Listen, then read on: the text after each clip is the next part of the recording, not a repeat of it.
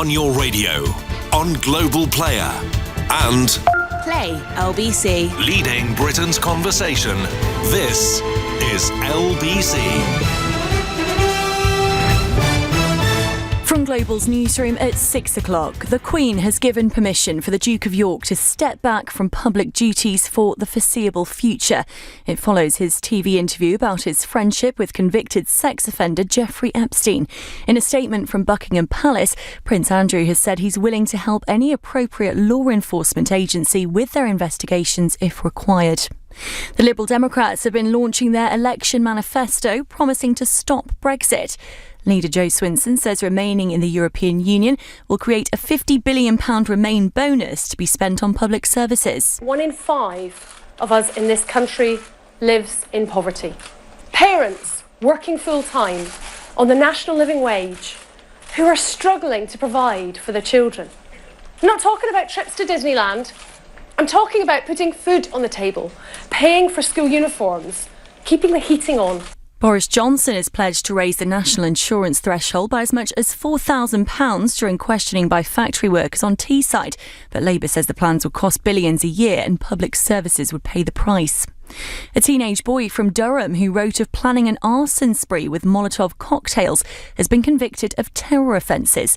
The 16-year-old, who has far-right views, listed venues in his home city which he said were worth attacking. LBC's Charlotte Lynch reports. The teenager, who can't be named for legal reasons, drafted a manifesto in which he identified schools, pubs and council buildings as areas to attack. Documents were seized from his bedroom in March by police, who also found a collection of far-right literature. He claimed he had no intention of carrying out any attacks, but he's been found guilty of 6 terror offences and will be sentenced in January. A US diplomat has told Donald Trump's impeachment inquiry pressure to put on Ukraine came from the president himself. Gordon Sondland's been giving evidence, saying personal lawyer Rudy Giuliani was clear the White House wanted something in return for helping Ukraine. Donald Trump has called the inquiry a witch hunt. Taron Egerton has been nominated for a Grammy Award for his portrayal of Elton John in Rocketman. The film is up for Best Compilation Soundtrack for Visual Media, alongside Lady Gaga and Bradley Cooper in A Star Is Born. The Cranberries have received a nomination for Best Rock Album, with lead singer Dolores O'Riordan's vocals featured posthumously. The LBC Markets report the FTSE 100 has closed down 61 points at 72.62. The pound buys $1.29 and €1.16. LBC weather mostly dry tonight with showers clearing in the northwest, but heavier rain in the southwest, a low of 1. Windy and cold tomorrow with some heavy showers, a high of 11 degrees. From Global's newsroom for LBC, I'm Holly Jones. This is LBC. From Global, leading Britain's conversation with Eddie Mair. At this time, Monday to Thursday, during the election campaign, it's LBC's Election Call, where I shut up and you speak to the politicians. Tonight, Sam Gyimah from the Liberal Democrats. If you have a question for him, it's 0345 6060 973. You can text 84850 or tweet at LBC. I have to tell you, he's not here. He's due in about 10 minutes, we're told. You might have a question for him about, I don't know, timekeeping or bigger policy issues. These things happen, and London traffic being what it is, it happens more than you might want. Sam Gyimah on his way. I don't know whether he was at the Liberal Democrat launch in Camden. If he was, has he got the confetti cannon with him? Anyway, Sam Gyimah with us just as soon as possible from the Liberal Democrats, and we'll get Election Call underway. As it happens, there's a great deal to talk about with regard to Prince Andrew. Just before 5 o'clock, we were hearing from Mark Bukowski, a PR crisis man, discussing the possibility of Prince Andrew stepping back from public life. We looked at his CV and looked at what skills he might offer in civilian life. And here we are, an hour later. Prince Andrew has issued a statement saying this. I'll read it to you in full. It's become clear to me over the last few days that the circumstances relating to my former association with Jeffrey Epstein has become a major disruption to my family's work and the valuable work going on in the many organisations and charities that I'm proud to support. Therefore, I have asked Her Majesty if I may step back from public duties for the foreseeable future, and she has given her permission. I continue to unequivocally regret my ill-judged association with Jeffrey Epstein. His suicide has left many unanswered questions, particularly for his victims, and I deeply sympathise with everyone who's been affected and wants some form of closure. I can only hope that in time they will be able to rebuild their lives. Of course, I am willing to help any appropriate law enforcement agency with their investigations if required. That's the statement in full, and it came on the day that another big company, and on this occasion BT, backed away from working with one of Prince Andrew's organisations. Phil Dampier is a royal commentator. What do you think of this statement, Phil? Well, good evening, Eddie. It's absolutely sensational news, isn't it? It's just breaking at the moment. I mean, this really is turning into another annus horribilis, as the Queen dubbed 1992, and 2019 is starting to be right up now. I feel so sorry for her. Actually, today it's her 72nd wedding anniversary, would you believe, with Prince Philip. I don't actually think they were planning to spend it together, but what sort of present is this for her? She's got Harry and Meghan going away for 6 weeks, probably to America, to lick their wounds because they're unhappy with the press coverage they're getting and feeling the stress. And now she's got her favourite son, Prince Andrew, asking to stand back from public duties because of this scandal. And I mean, there were rumours last night that Andrew was actually thinking, believe it or not, of doing another interview to try and undo the damage of the first one. I don't think that was a very good idea, and obviously wiser heads have prevailed, and now he's decided to step back, and I think it was getting to the stage where there was no alternative because sponsors and supporters of his various charities and his various patronages, universities that he was associated with, and all sorts of people were starting to drop him like anything. And it was just starting to get a domino effect, and I think a period in isolation is probably the best idea. But it really is turning into a crisis now for the monarchy. This, and I think at 93, the Queen could do without this. Goodness knows what the discussions are going to be like at Christmas at Sandringham. There was initial support from the Queen, wasn't there, at the weekend? Yes, there was. I understand that the stories that were around at the weekend are correct, that she actually met him in church, small church, All Saints Chapel, next to where he lives, Royal Lodge in Windsor. And apparently he, I don't know whether he hadn't read the papers or whether he just naively thought that people around him were telling him what he wanted to hear. But apparently he did tell the Queen that he thought the interview had gone well and drawn a line under things. And of course it just set off, days and days of negative headlines and more delving into his past, and pictures emerging of him sweating, of course, to prove that he did sweat, and pictures of him to prove that he is a bit of a womanizer. And it's just got worse and worse. And once people started dropping him, once the money starts drying up for charities and the things that he's associated with, then I think it was a slippery slope, and it was fairly inevitable. But it's all happened very quickly. But it is a disaster for the monarchy at the moment. Phil, thank you. Phil Dampier, royal commentator, and we can speak now to Peter Hunt, who was with us last Friday, the day before this interview was broadcast, and Peter most eloquently suggested that perhaps it wasn't the wisest thing for Prince Andrew to do, and that perhaps he was either badly advised or should have listened to good advice not to do it. And here we are now, Peter, stepping back from public duties for the foreseeable future. Well, here is the evidence as to why he should not have done it. I mean, we are in unprecedented waters for the British royal family, for a senior member to step back. I mean, for the foreseeable future is presumably several months, and it is inevitable, both unprecedented and inevitable, because of the public reaction to that interview. It's striking, isn't it, that in his statement he puts in the things he should have said in the interview, not least his sympathy for the victims of Epstein. But once major corporations started to pull out from funding and being linked to him, he had nowhere else to go. And once he was beginning to toxify the brand of Windsor, and it was beginning to become a stage of, could he have ever represented the Queen in the coming months at events? And clearly the answer they came to was no. I mean, normally with big businesses, they want to be associated with a member of the royal family. What we were having here was them fleeing from a senior member of the royal family. He says he's stepping back from public duties for the foreseeable future. You wonder how it's going to be possible to come back from this.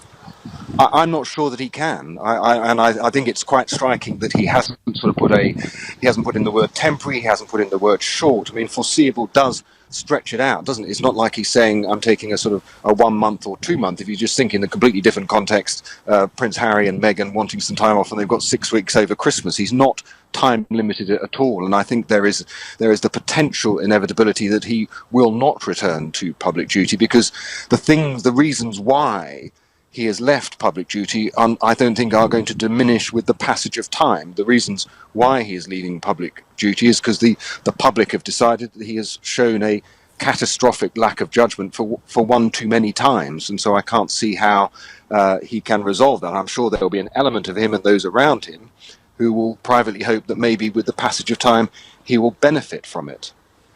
But even as Phil was reminding us, even as late as yesterday, there were reports, how accurate and well-sourced, I can't vouch, but these suggestions that he was apparently thinking of doing another interview to help get out of the mess of the first one. Well, if he had been thinking of that, it's probably quite wise that he didn't do that, and he's taken this option. The other thing that we can't lose sight of is that suggestion that's been in the public domain that the BBC have another interview, this time with his accuser Virginia Roberts. So if those reports are accurate and that is broadcast, the BBC may well have approached him to let him know what is in that interview and give his right of reply. And so if they've done that, that may well have been another factor for him to realise that it was not sustainable for him to occupy such a public position. And also, fast coming down the track was a test of whether or not he could be with the Queen and represent the Queen with the NATO event that's going on in the UK quite soon, and with the visit of Donald Trump, the President of the United States. Because, of course, the last time Donald Trump was in the UK, Prince Andrew played quite a prominent role, and so there must have been questions about whether he could repeat that this time. When we talked about this last Friday, I cited, I remember in my introduction to you, the Princess Diana interview, which caused such a sensation for different reasons. And even when I said that, I didn't imagine for a moment that what Prince Andrew might come up with would lead to any kind of crisis. And yet, here we are. It should be said, shouldn't it, that the royal family is adept over time at recovering from horrific stories which seem insurmountable in the moment. Oh no, definitely. I mean, that is their great ability, that they do survive and they do adapt. But it does inflict pain on them over a temporary period. And why this has been so significant in these past few days, and why it has led to what it has led to, is because the damage wasn't just limited to Prince Andrew. This wasn't just yet another example of Prince Andrew showing a lack of judgment. This was Prince Andrew also involving the Queen. I think that was the one of the fatal blows for him, making it quite clear that she had signed off this interview. So, of course, that called into question her judgment, making quite clear that Buckingham Palace was being used as the venue. They could have done the interview in a hotel, but they did it in the full splendour of the palace, where he uttered the things that he uttered. I mean, the obvious lessons from this is that, long-form television interviews with senior royals never go well. You mentioned Diana. There was the Charles one when no one remembers anything else in his interview with Jonathan Dimbleby other than him admitting that he had had an affair with Camilla Parker Bowles. And I think if you step back from all of this, what this is indicative of is a problem and a malaise across the royal household that's existed for a year or two, ever since they removed a very senior official, Christopher Geit, who worked for the Queen. And since then, there hasn't been that sort of unity of purpose that he was trying to establish, and there's been rather too much, at times, a sort of warring of the different households. Peter, thank you so much as ever. Peter Hunt, former royal correspondent. And I'm happy to say we're also joined once again by Mark Bukowski, PR crisis consultant. Mark, we spoke to you just in the past hour and a half about the prospect of you were looking at Prince Andrew's CV, should he decide to step back from royal duties. And here we are. Are you surprised nonetheless? Oh, no, we don't seem to have Mark. Or do we? Mark, there you are. Hi. Can you hear me, Mark? Hello. Hi, Mark. Can you hear me? I'm just wondering how surprised you are by this turn of events.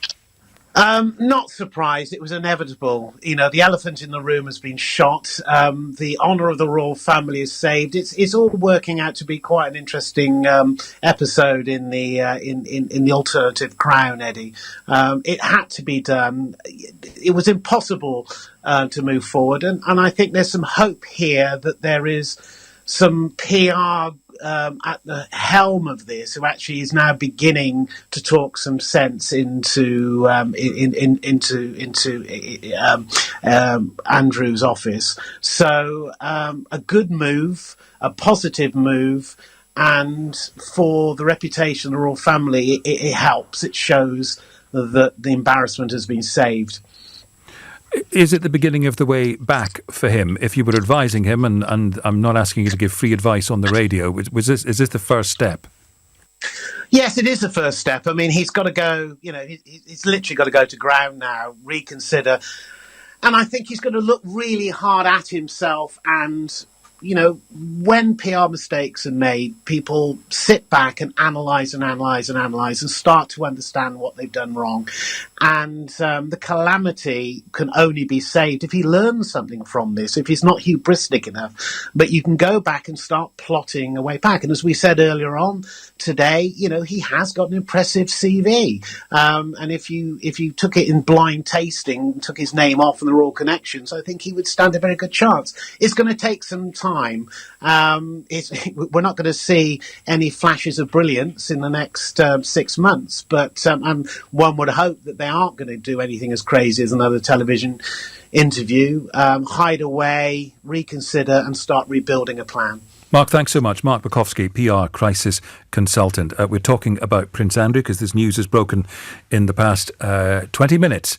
That the Queen has given him permission to step back from public duties for the foreseeable future. If you're tuning in for Election Call, thank you very much for doing that. I'm sorry we're not bringing you Election Call at this moment because Sam Gyimah from the Liberal Democrats, who was to have been here at 6, is not here. He's delayed. We were told at 6 he was 10 minutes away. It's 6:18. 6:18.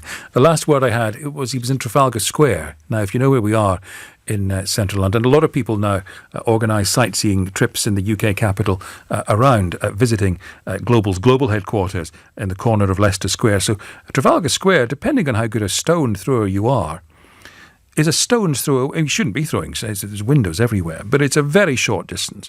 Now, I was told a moment or two ago, 5 minutes ago, that he was in Trafalgar Square.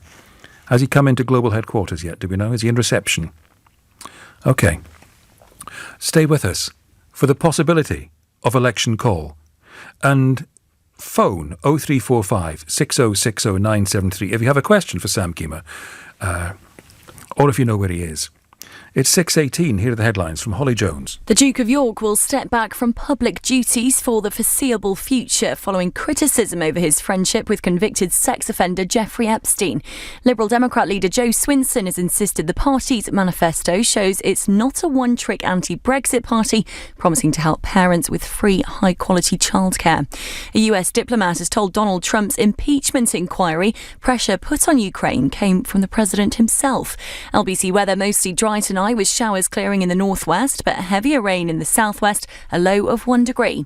LBC Travel, I'm Dave Goff. On the M25 anti-clockwise, there are still severe delays with queues from junction 4 for Orpington to the Dartford Tunnel after an accident earlier. It's taking over an hour to queue through. It means there are also long delays on the A2 out of town from the South Circular and from Cobham services to the M25. There are long delays on the M11 in both directions between junction 9 for Saffron Walden and junction 8 for Stansted Airport after an accident earlier on. There are queues in White City, Wood Lane southbound, that's blocked at Nascot Street because of an accident. And on the Underground, there's no service on the Victoria line between Warren Street and Victoria, and severe delays on the rest of the line. It's because of an investigation at Oxford Circus. That means Oxford Circus station is also closed. This is LBC. This Christmas with Vodafone. Experience magic like you've never heard. Choose from the incredible iPhone XS or iPhone 11 range on our unlimited data plans and get Apple AirPods worth £159 on us. Even more magical than ever. Available exclusively online at vodafone.co.uk. The future is exciting. Ready? Vodafone. AirPods offer ends 3rd of December on unlimited data plans only. Max download speeds applies to unlimited data. Terms at vodafone.co.uk/unlimited. This is LBC.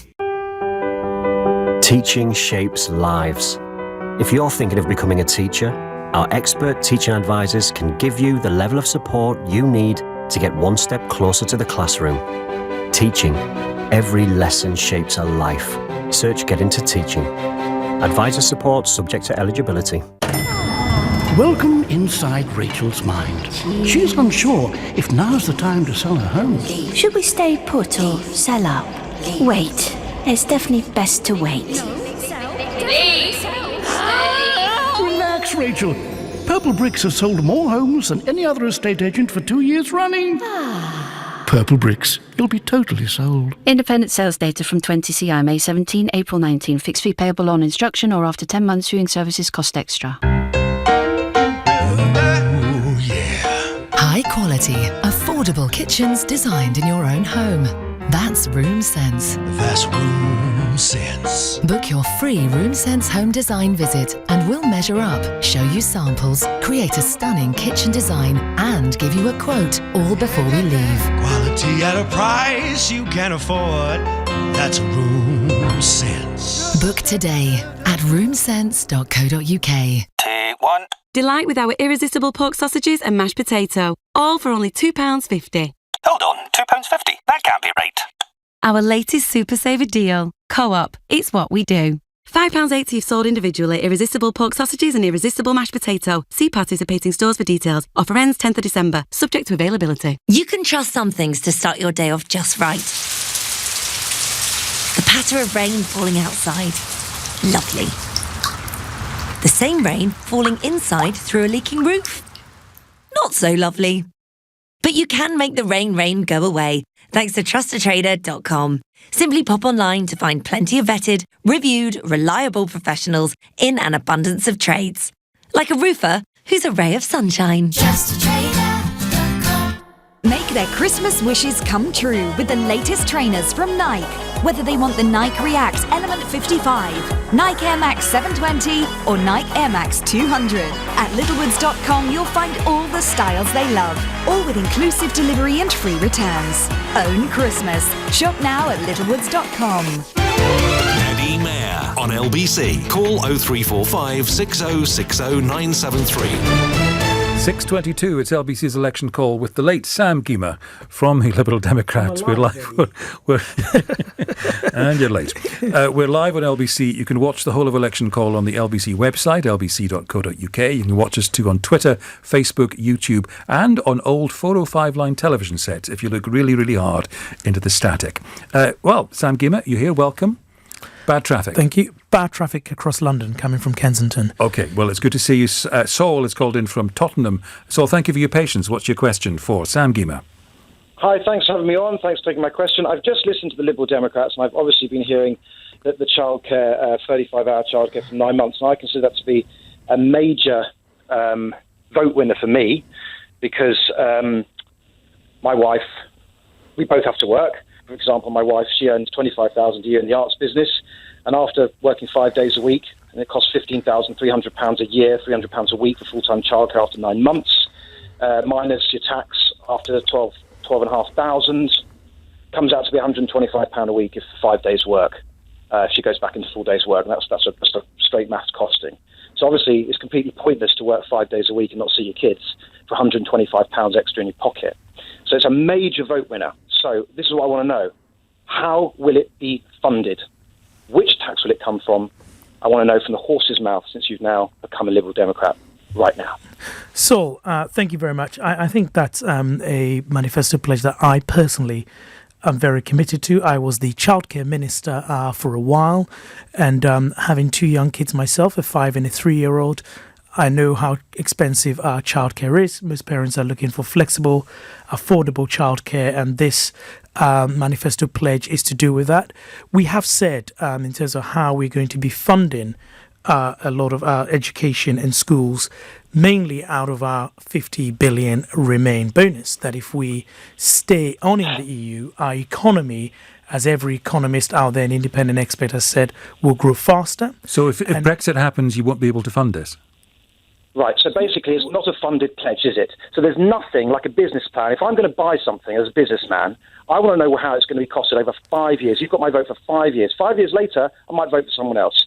5 years, I want to know the actual, if there is no tax or it's just a speculation, it's actually it cannot be met, can it? No, it's not a speculation, because if we are in a position where we can actually influence government policy, we have said that we will be stopping Brexit. So if we are in that position, that's precisely what we'll be doing. And if Brexit if you stop Brexit, you're going to have £50 million, and that's going to go on the childcare. How much will it cost to fund 9 hours of childcare for the majority of parents? Have you worked it out? Have you got yes, we have worked out what the entire childcare package costs, and I haven't got the exact number for the entire package. No, I haven't got it on me. Why but don't you know? We do have a number. You just told me that it's something. You're the childcare minister. You've just made the major pledge. Why don't you know? Why should I believe you? Saul, I just don't have the number on me on every spending pledge that is in the manifesto. It's not every spending pledge. It's one of the major pledges of your party. Yes, I think Jo Swinson in her news conference said it was the biggest pledge. It is. Look, the number I've got in my mind is something like 4.3 billion. I've got a number in my mind. It's 165 billion. But no, I mean, it's not. No, because I've read it. But it has been carefully costed. Our manifesto from what?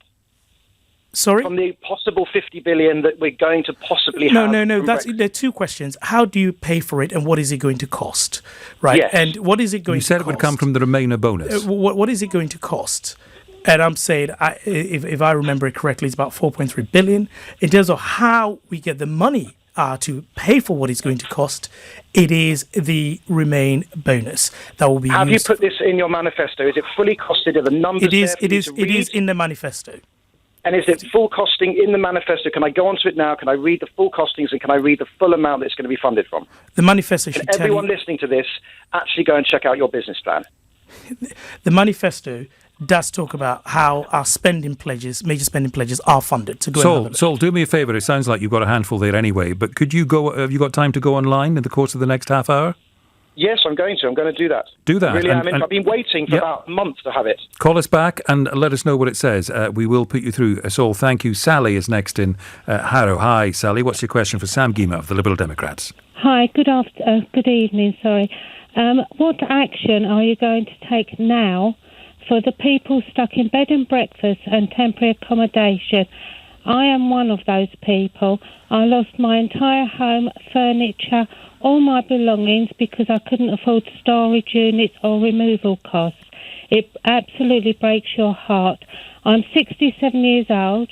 I've been in the temporary property for the last 5 years. I have to start and build up my life again.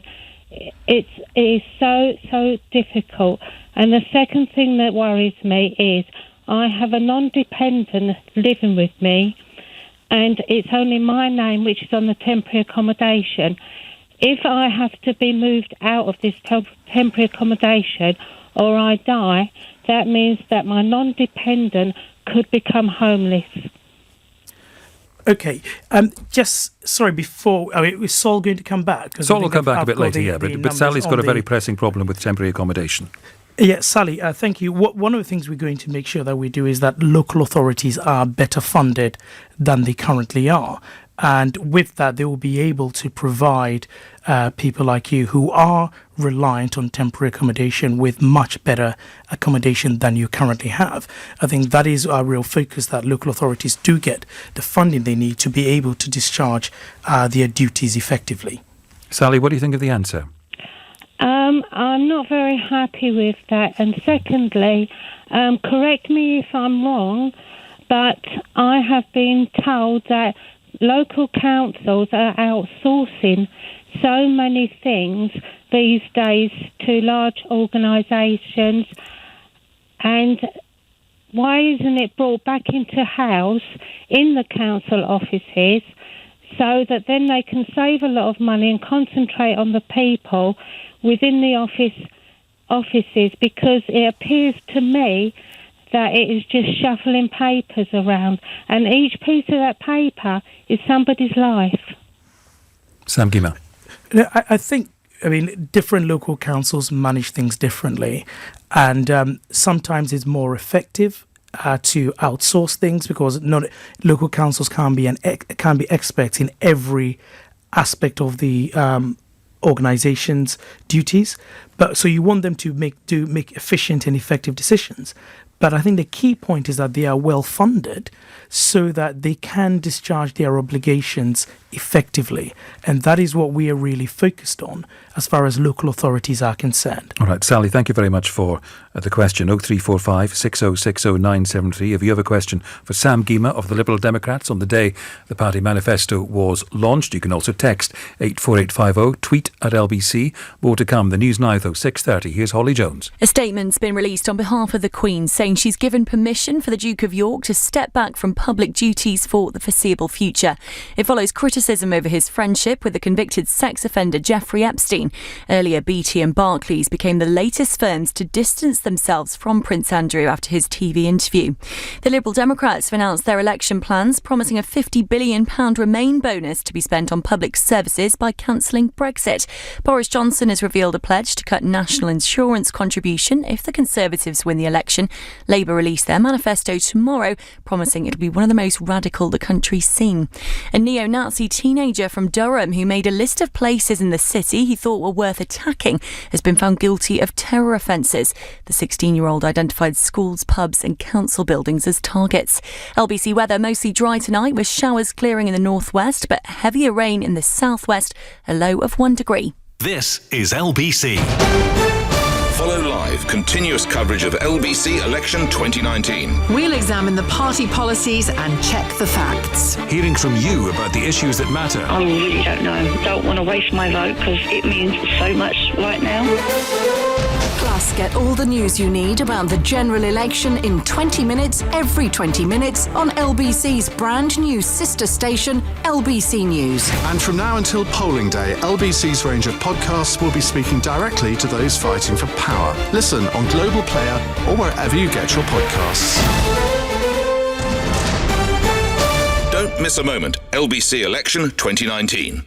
This Black Friday, get Sky Entertainment for £22 a month, then enjoy a spectacular 50% off all Sky TV packages. Choose from Sky Sports, Sky Cinema, and so much more. Build your perfect bundle today.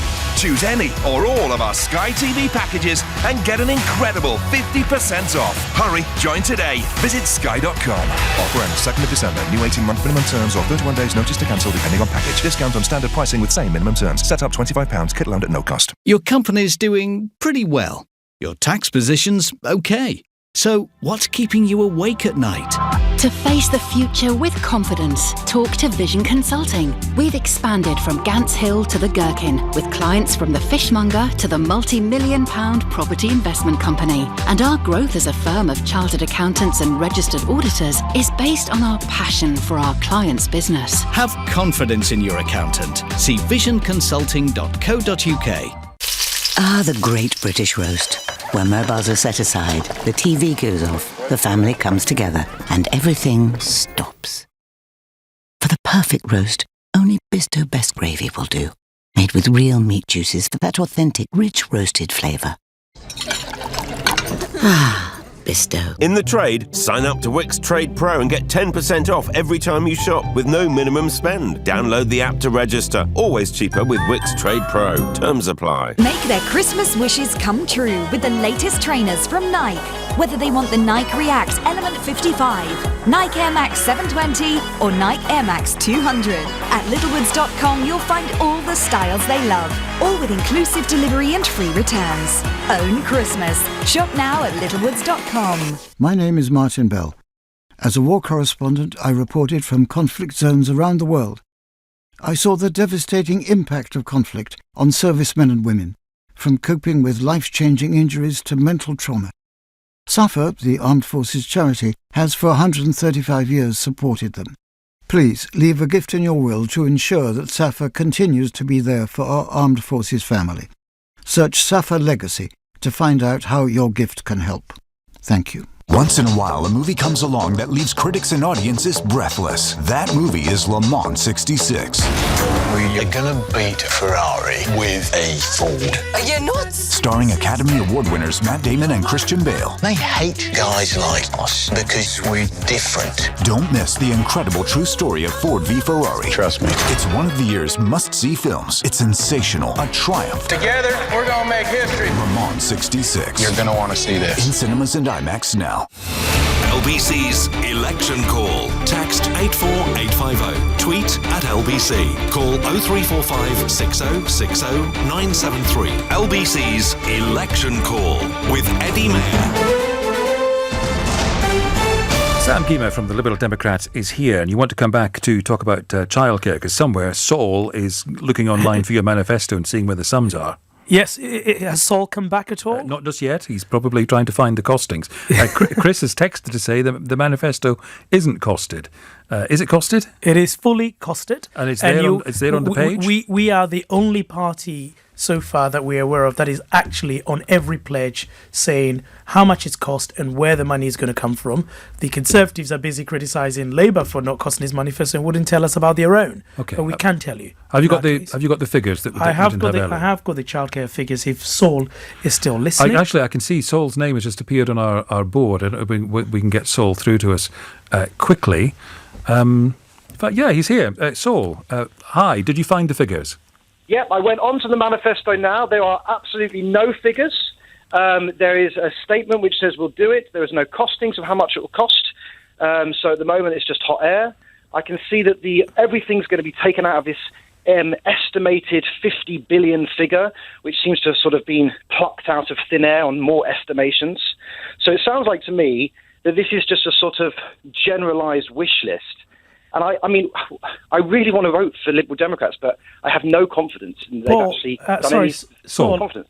So during the break, I managed to actually call the person at HQ who put this together. Right, and I've got the exact number that you're looking for, and I hope that assuages your concern, because if your real concern is you like the policy, how are we going to pay for it, then actually the cost of this entire policy is actually 14 billion. And so you were only 10 billion out with your earlier estimate. I did say that I wasn't sure. Yeah. And it's 14 billion. And the way that it's paid for is that over 5 years? Sorry?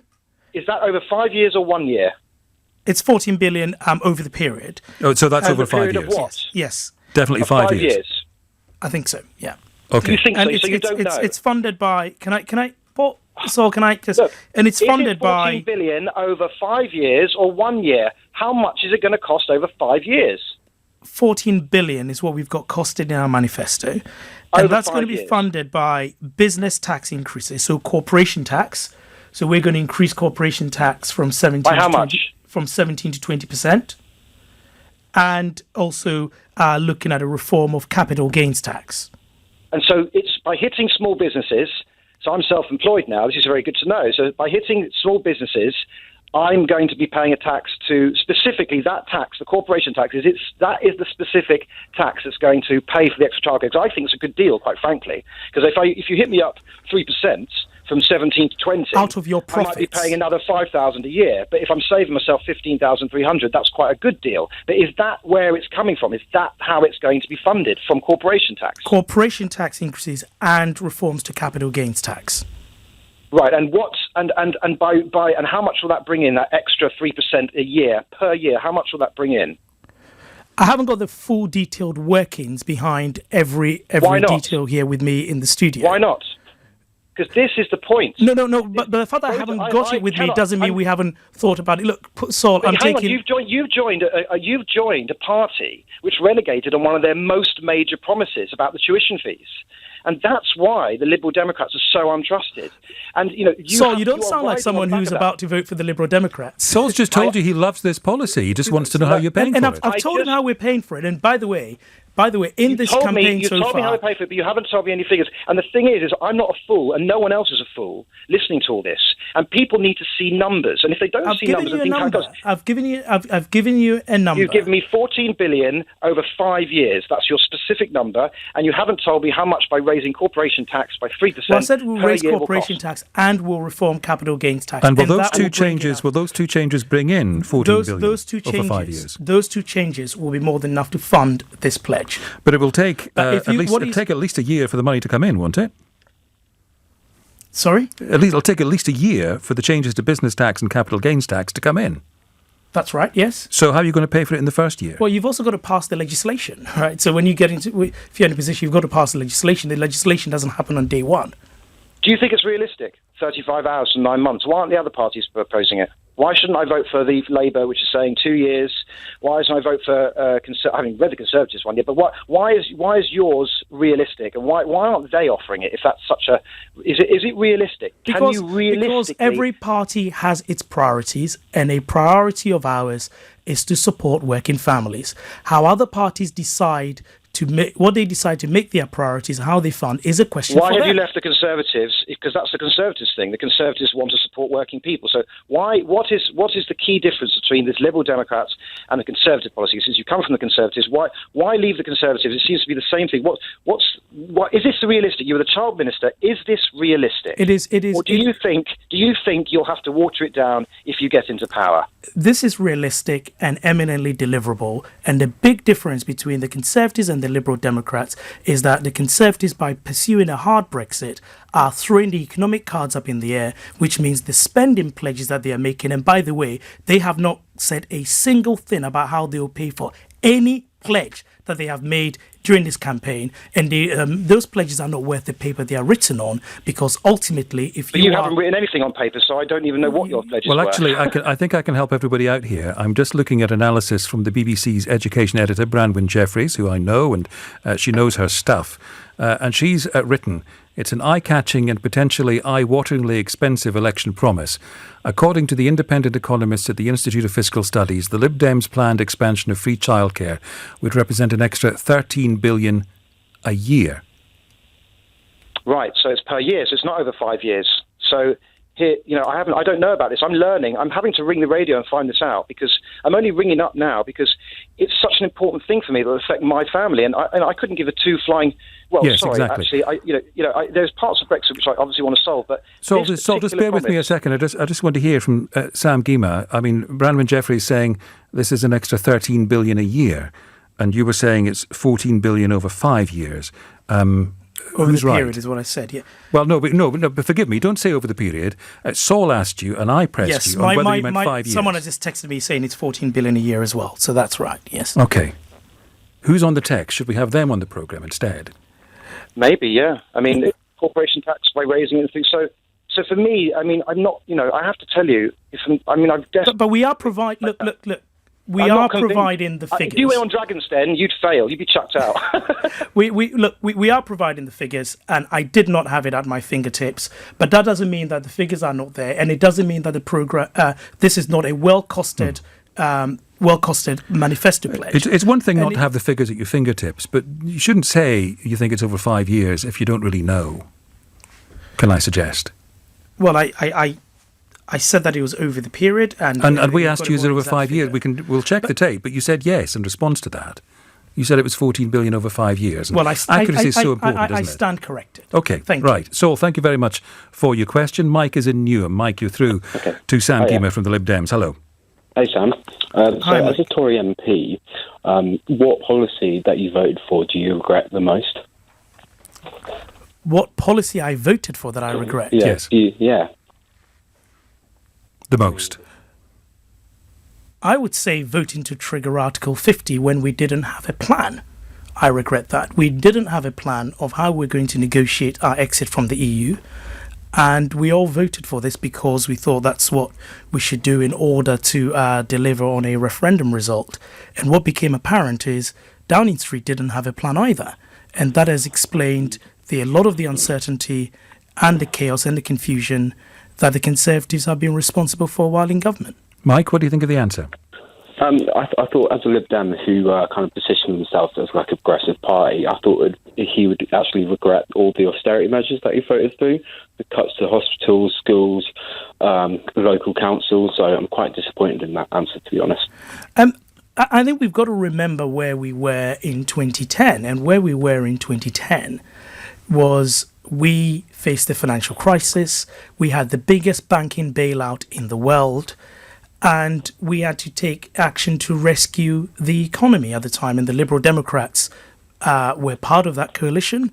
And they supported it, all the measures during that coalition. But also it was a progressive government. For example, the policy to raise the personal allowance for working people so that the first £10,000 you earned was free of income tax. Was a Liberal Democrat policy that was done then. Childcare at the time was introduced. Is increased from 15 hours to 20 hours. Increased childcare was introduced at the time. So there was a lot that was done that was progressive at the time, as well as obviously making sure that we got the economy back on track. Mike, you have the last word here. I was just saying, just to be clear, you don't regret austerity and actually balancing the banks on the back of the poor. I'm not surprised. Well, I'm not sure he didn't say that. Let me put it to him directly. Do you regret austerity? I don't think to answer Mike's question, the books were in balance on the backs of the poor, because raising the personal allowance, for example, so that the first £10,000 you earned was free of income tax, was actually making sure that the lowest earners kept more of what they earned. Do you regret austerity? I regret the fact that we had an economy that was in that situation. Well, you supported this policy. I'm wondering whether you regret it. Austerity, balancing the books is what the government should do, because if you don't balance there are lots of ways of doing that don't involve austerity. Do you regret austerity? No, I mean, that's the answer that Mike was looking for. Yeah. You don't see the point of the question. Yes. Have you suffered from austerity? No, what I mean is... Have you suffered from austerity? I'm asking the question about austerity because it matters. What do you mean you don't see the point of the question? No, because when you talk about austerity, it is a politically charged term. I'll tell you what it means. Well, do you know what austerity means for people up and down the country? Of course I do. Right. Well, that's the point of the question. Of course I do. But what you've got to recognise is the situation in which we were in. And if the government had not taken rescue action at the time, we would be in a far worse position than we are today in terms of people's employment, people's jobs. When I entered Parliament, the predictions were that 1 million young people were going to be unemployed as a result of the financial crisis. That never happened. And the reason why that never happened was because rescue action was taken. So if what you're saying is that the rescue action shouldn't have been taken and that we should have had 1 million young people unemployed, I prefer the fact that we got more people into jobs and more people kept their jobs than the alternative. That's what I'm saying. And how many people went into food banks? Well, that has been a problem. But what I said is we made sure that the low paid kept more of what they earned. And I'm not saying that it's an ideal situation, and I understand the frustration and anger that people feel.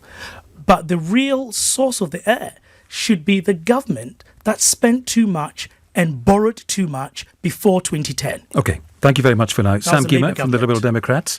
Still with us. It's 6:48. If you have a question for him, it's 0345 6060 973. Here's the news from Holly Jones. Prince Andrew is to step back from public duties for the foreseeable future with permission of the Queen following his TV interview about his friendship with convicted sex offender Jeffrey Epstein.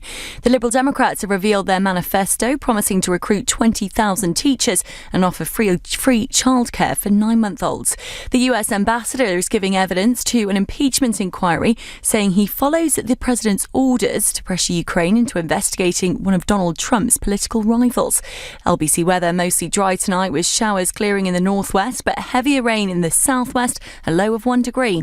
LBC Travel, I'm Dave Goff. On the M25 anti-clockwise, there are still severe delays after an accident at the Dartford Tunnel earlier on. It's taking over an hour to get through from Junction 4 for Orpington. On the M4 going out of town, a van's broken down and there's debris on the road after Junction 2 for Brentford, so there are queues from the A4 at the Hogarth roundabout. There are severe delays on the North Circular Road southbound to the Redbridge roundabout. That's because of an accident. In White City, Wood Lane southbound, that stays blocked at Nascot Street because of an accident, so there are queues. And on the Underground, there's no service on the Victoria line between Warren Street and Victoria, and severe delays on the rest of the line. It's because of an investigation at Oxford Circus. So Oxford Circus Station is also closed. Coming up at 7 on LBC, Ian Dale. A spicy cross question coming up at 8 with Ash Sarkar from Navarra Media, Rory Stewart, Peter Lilly and Michelle Dewberry from the Brexit Party. Ian Dale on LBC. At Ring, we've reinvented the doorbell. So no matter where you are or what time of day, you can watch over your home and the things you care about. Ring Video Doorbell streams HD video and two-way talk straight to your phone, so you can speak to whoever's at your door from anywhere. Delivery. Oh, great. Could you leave it with my neighbour, please? Sure, no problem. And it's so simple, you can install it yourself in minutes. See, hear and speak to whoever's at your door from wherever you are with Ring Video Doorbell. Available at ring.com and selected retailers. Did you know you can get real-time updates to find out when your bus is due? There are loads of mobile apps available, powered by TfL data, or you can visit our website, all of which make it easier than ever to plan your journey. Running for the bus may soon be a thing of the past. Search TfL improvements. To the Mayor of London and TfL, every journey matters. credit limit of up to £1,500. What do you have to do to get it? Simple. Get online and check if you're eligible for an Ocean credit card in minutes without affecting your credit score. For your Ocean credit card, visit ocean.co.uk now and get all that from Ocean. Intelligent Lending Limited is a credit broker. Capital One, the exclusive lender. Representative 39.9% APR variable. Borrow and spend responsibly. 2, 1. Delight with our irresistible pork sausages and mashed potato. All for only £2.50. Hold on, £2.50. That can't be right. Our latest Super Saver deal. Co-op. It's what we do. £5.80 if sold individually. Irresistible pork sausages and irresistible mashed potato. See participating stores for details. Offer ends 10th of December. Subject to availability. Make their Christmas wishes come true with the latest trainers from Nike. Whether they want the Nike React Element 55, Nike Air Max 720 or Nike Air Max 200. At littlewoods.com you'll find all the styles they love, all with inclusive delivery and free returns. Own Christmas. Shop now at littlewoods.com. Oh, these walls are definitely on my naughty list. Want your walls to be merry and bright? Get to B&Q. 2.5 litre good home durable matte emulsion is just £16. And being wiped clean, there's no need to worry about mucky little mitts this Christmas. So why not add some festive cheer and impress your guests too? Bring the magic home with B&Q. Ah, the great British roast. Where mobiles are set aside, the TV goes off, the family comes together, and everything stops. For the perfect roast, only Bisto Best Gravy will do. Made with real meat juices for that authentic, rich roasted flavour. Ah, Bisto. Play along with our 10-second teaser. Ready? Which sector generates more revenue than movies, cruise ships, recorded music, theme parks and spectator sports combined? The answer is gambling. If you got that right, you must be pretty smart. So you'll know who to choose for your business accounting, audit and tax affairs. Search Barnes Roath. Clever accountants for business. LBC's Election Call with Eddie Mair. We'll get to David, who's on the line to talk to Sam Gyimah in just a second. We've had a text from Alistair in Heston Services. He says, I pulled off the motorway to text you.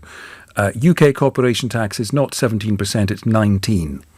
You talked about it being 17 a little earlier. But we're going to increase it to 20%. Right, but it's 19 now. So that would affect your sums, wouldn't it?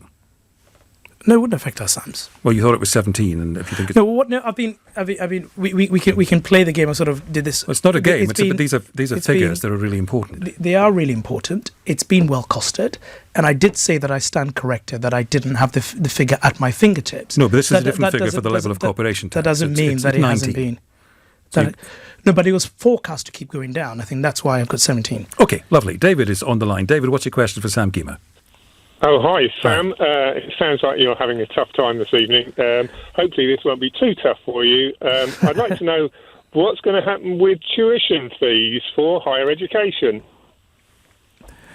Well, I think what our plan is that obviously, as far as university funding is concerned, that tuition fees stay where they are, but we will be looking at giving students more support on maintenance as a way to help them deal with the cost of living while they are at university. So the 9,200 stays as it is then? Yes. That's not very good news, is it, for all the students out there? It might be good news for the universities. In fact, they rely on it completely now. But for students, and my daughter's one, every year she has to borrow another 9,200. A lot of that, as you know, is toxic debt. Is it 40% is never paid back? Yeah. So you're going to inherit that as well. Most students that I have spoken to over time, what is really concerns them is the cost of living, student rent, and how they get by as students. And we will be, isn't it? So for a student in London, they'd be having to borrow 20,000, half for tuition fees and half for accommodation and travel, and that's that's why we'll be looking at maintenance grants, That's why we'll be looking at maintenance grants for the when you students. say looking at maintenance grants, can you give a few figures and how much that's going to cost? Because obviously everyone's having a pop at you tonight, and I think you must be feeling very vulnerable there because you don't seem to have the figures. So perhaps you could give me a few figures on something that I think you used to be in charge of. We will be looking at reintroducing maintenance grants to support students with the cost of living. We'll be talking specifically. Yeah, what does that actually mean? Looking at and doing. We will be unveiling the specifics around that part of the manifesto in the next few days. That's a nice. But the manifesto came out today. You're saying there's more to come. Yeah. No, some of the specifics. Okay. Yes. David, it sounds like you might have to wait. Elizabeth is next. What's your question, please, for Sam Gyimah? But I think the wider question here is that if you want universities to be well funded, then you've got to have fees at a reasonable level, but you've also got to support students. And that's what Thank you. Sorry, forgive me. Elizabeth, you're through to Sam Gyimah. Fire away. Yeah, I just say that last comment is nonsense. Now, Sam Gyimah, you are having a problem with truth, your manifesto, obviously. Just had two questions on that. Mine is on how can you join a party, the Liberal Democrats, who don't understand what truth means? We've just had Sophie Ridge interviewed, I think, Jo Swinton, and asked her, how is it that the graph that you put on some of your leaflets showed that the difference between the Conservatives and Lib Dems was like 1%. And Labour didn't feature, and you say Lib Dems winning here. That is, forgive me, Elizabeth, that's something we featured on the programme when Full Fact join us every Friday. We did this last Friday on the programme. There have been misleading leaflets put out by a party. Do you wish that didn't happen? Well, I haven't seen what I know about my leaflets and the leaflets I put out. Well, we can't talk about your leaflets, as you know. I haven't put out any misleading leaflets. But there are some misleading leaflets being put out by Lib Dems. Do you disown that? I haven't seen them. I'm focusing on my campaign, so I don't know which ones you're talking about. Well, trust me, it goes on. David is next. David in Hitchin, what's your question for Sam Gyimah? Hi there, yes. I'd just like to know how the Liberal Democrats have the nerve to continue to call themselves Democrats after Jo Swinton's statement about ignoring the result of the referendum, bearing in mind that referendum is one person, one equally weighted vote on one subject with one outcome, the most democratic way of voting there is. How do you still call yourself Democrats? Sam Gyimah. I think the answer to that is pretty straightforward. I mean, what Jo Swinton has said is if we were to form a majority government, which means that in an election that where Brexit is the main issue, if we were to go from 20 MPs to 326 MPs, which is what you need, then you will have a mandate for your manifesto. And if our manifesto says we'll revoke Article 50, you do that.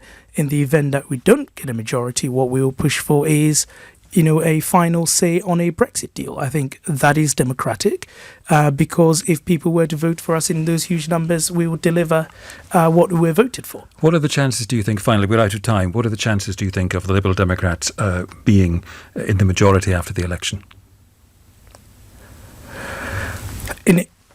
Given where the polls currently are, I think you can't say based on current polls that's where we're heading. But we've made our position very clear, and it's there's several weeks to go. And you think Jo Swinton could still be Prime Minister?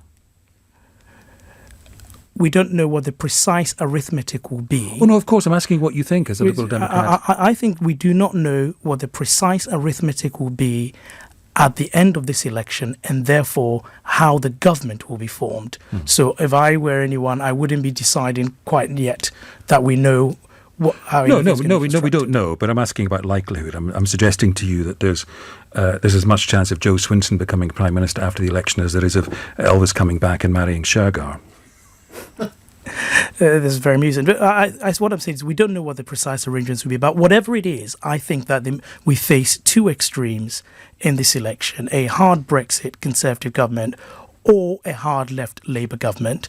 And I think if you want sensible, pragmatic policies that are in the middle and that represent an open and tolerant Britain, the Liberal Democrats are the party to vote for. Sam Gyimah, thank you very much. Sam Gyimah of the Liberal Democrats. Election call returns tomorrow at 6. Tom Swarbrick with you tonight from 10. And now, here he is, Ian Dale. Eddie, thank you very much. No Elvis, no Sugar on my programme this evening, but we do have Rory Stewart, independent candidate for Mayor of London on Cross Question, Michelle Dewberry, the businesswoman and Brexit Party candidate, Peter Lilly, the former Conservative Trade Secretary, and Ash Sarkar from the Corbyn supporting Novara Media.